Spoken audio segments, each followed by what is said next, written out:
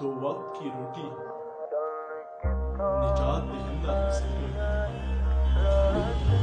اسی دو وقت کی روٹی سے انسان زندہ ہے۔ دو وقت کی روٹی کے لیے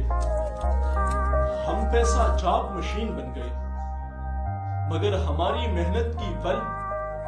سرمایہ دار کی حصے میں آئی۔ موت کی منہ میں بیٹھ کر ہم نے اولاد کا رزق تلاش کیا، لیکن ملک کے مالک نے ہماری کمائی پہ اپنے ہاتھ صاف کیے کہ صدری علی وقار روٹی، کپڑا اور مکان، یہ تین زاویے کسی مثلث قدیم کے ہمیشہ گھومتے رہے کہ انہیں ہمیشہ غریب کی پہنچ سے جان بوجھ کر دور رکھا گیا، اور یہی سرمایہ دار کی مرضی ہے۔ اگر یہی سرمایہ دار کی مرضی ہے تو قادر مطلق کی بارگاہ میں مجھے شکایت کی اجازت چاہیے کہ تلخی خیال بڑھتی چلی جا رہی ہے،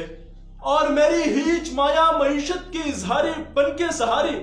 سراہی امینا اجامو صبح پانوسو گلدہ شکستہ پڑے ہیں،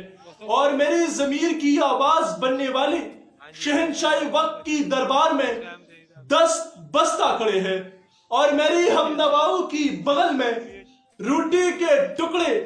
اور زبان پر یہی نوحہ ہے کہ خدا سے مانگتے ہیں جب حساب روٹی کا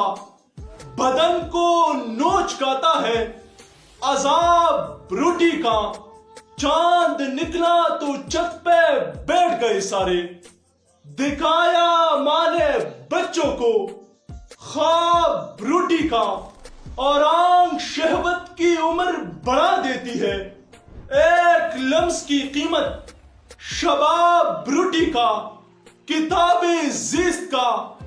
بس یہی خلاصہ ہے، ایک سوال روٹی کا، ایک جواب روٹی کا۔